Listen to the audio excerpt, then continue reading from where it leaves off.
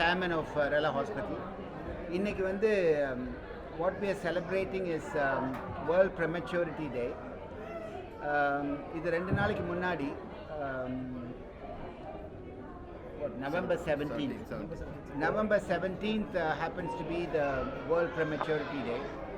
இது எதுக்காக கொண்டாடுறதுன்னா அவேர்னஸ். இந்த மாதிரி குழந்தைங்க வந்து ப்ரெமெச்சூராக பிறந்தாங்கன்னாலும் கைவிடக்கூடாது, ஸ்பெஷலிஸ்ட் யூனிட்டில் ட்ரீட் பண்ணி இந்த குழந்தைங்களையும் நார்மலாக கொண்டு வரணுங்கிற அவேர்னஸ்க்காக கொண்டு வந்த நாள் இது. இன்றைக்கி நீங்கள் நிறைய குழந்தைங்க பார்த்தீங்க, இவங்க எல்லாமே ப்ரெமெச்சூராக பிறந்தவங்க. மோஸ்ட் ஆஃப் தெம் 1 கிலோவுக்கு கம்மியாக இருப்பாங்க. The lowest baby that we 600 grams 600 கிராம்னா பார்த்துங்க எவ்வளோ சின்ன குழந்தையாக இருக்கும்னு.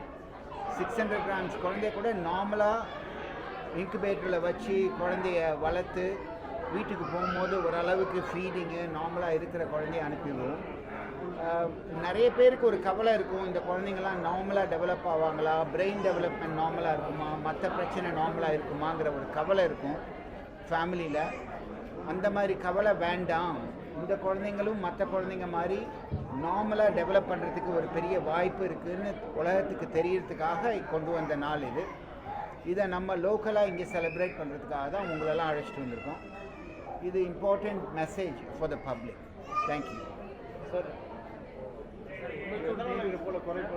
குறையில் வந்து குழந்தைகள் பிறக்கிறதுக்கு ப்ரெமெச்சூரிட்டிக்கு என்ன காரணம்னு கேட்குறீங்களா? சொல்லுங்கள். ஆக்சுவலாக மெட்டர்னல் காசஸ் தான் இதனால நிறையா. ஸோ அம்மா கிட்டேருந்தே இது ஸ்டார்ட் ஆகுது. இது குழந்தைகிட்ட ஸ்டார்ட் ஆகலாம், அம்மா கிட்டேருந்தே ஸ்டார்ட் ஆகுது. அம்மாவுக்கு வந்து போதிய மருத்துவ வசதிகள் கண்டிப்பாக தேவைப்படும். So during the pregnancy period வந்து அவங்களுக்கு பிபி, சுகர் இல்லை வேறு ஏதாவது ஒரு இன்ஃபெக்ஷன் இது மாதிரி நிறைய தொந்தரவுகள் வரதுக்கு வாய்ப்பு இருக்குது. ஸோ அதை அவங்க ப்ராப்பராக அணுகி பீரியாடிக் செக்கப்னு சொல்லுவாங்க, அதை வந்து மகப்பேறு டாக்டர்ஸ் மருத்துவர்கள் கொடுப்பாங்க.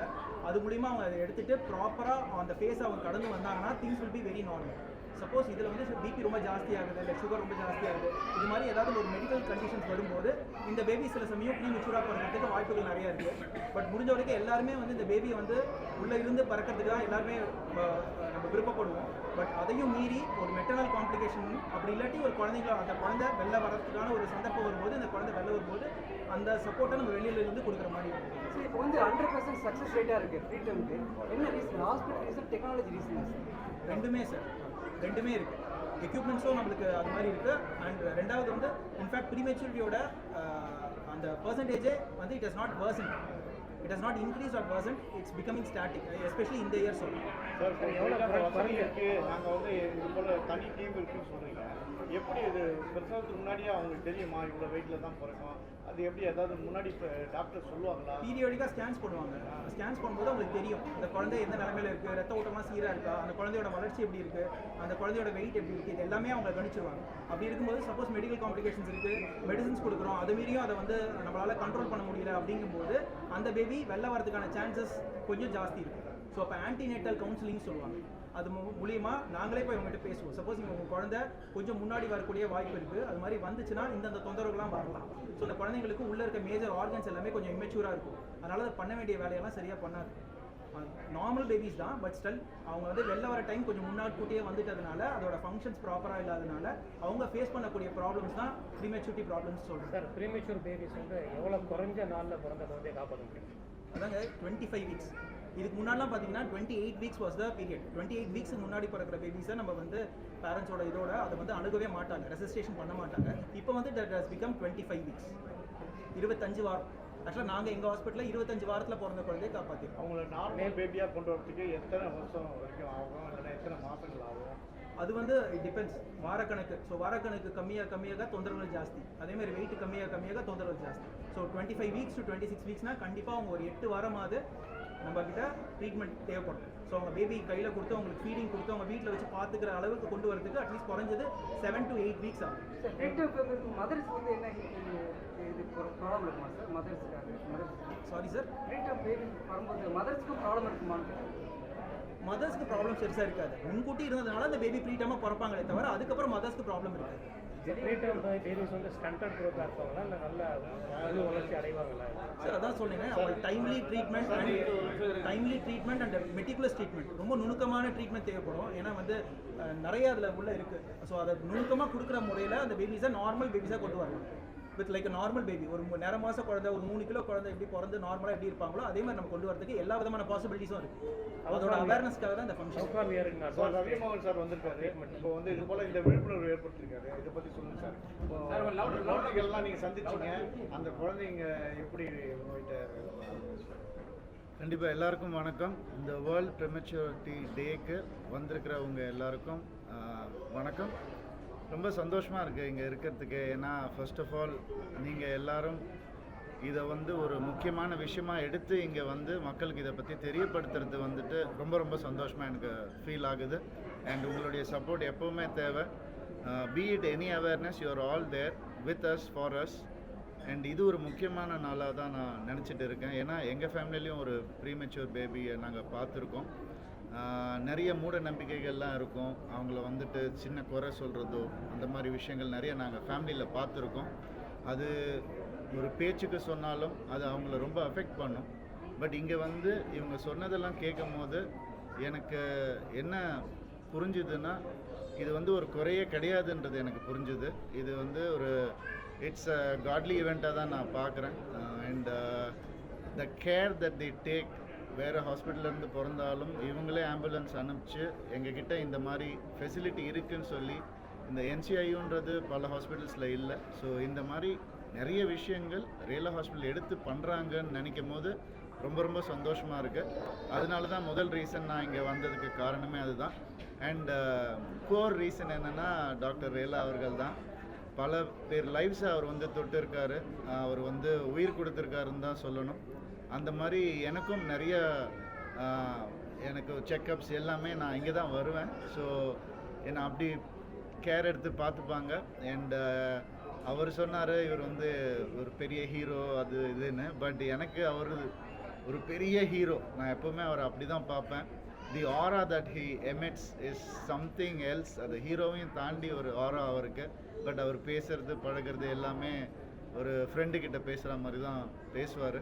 And I wish many more lives for him, many more years in this life for him also.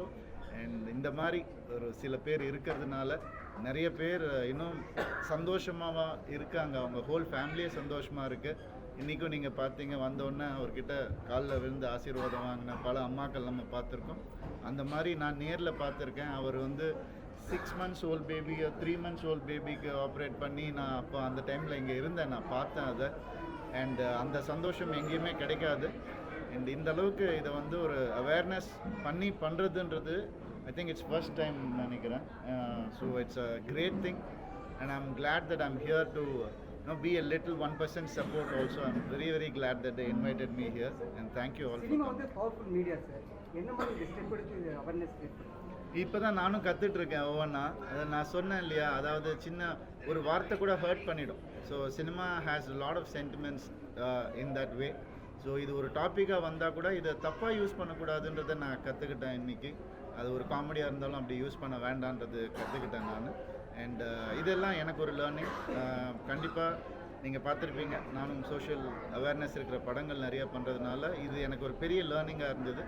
And இந்த மாதிரி ஒரு யூசேஜ் வந்ததுன்னா சினிமாவில், I can tell my director R my team, இதை வந்து ரொம்ப கேர்ஃபுல்லாக யூஸ் பண்ணுங்கள், பாசிட்டிவாக யூஸ் பண்ணுங்கன்னு சொல்லக்கூடிய ஒரு நம்பிக்கையும் ஸ்ட்ரென்த்தும் கிடச்சிருக்கேன். This is also one of the supports that I come here and building awareness is a big support. Yes. From a big hero. And anything they ask which I'm able to do, I will definitely. இந்த prematurity டேக்கு வந்திருக்கீங்க. பொதுவாக தமிழ்நாடு மக்களுக்கு இந்த மாதிரி ஒரு குழந்தைங்க இருக்குது, அந்த மக்களுக்காக நீங்கள் சொல்கிற அவேர்னஸாக என்ன மாதிரி ஒரு கருத்து நீங்கள் சொல்கிறீங்க? கண்டிப்பாங்க. அதாவது இந்த தமிழில் வந்து அந்த வார்த்தை யூஸ் பண்ணுவாங்க இல்லையா, குறை மாதத்தில் பிறந்தவங்கன்றது வந்துட்டு ஹர்ட்ஃபுல்லாக இருக்கக்கூடாதுன்றது தான் என்னுடைய ஒரே ஒரு இது. நான் ஒரு ஹியூமனாக வெளியிலேருந்து பார்க்கும்போது அப்படி பேசாதீங்கன்னு இன்றைக்கி தோணுது எனக்கு.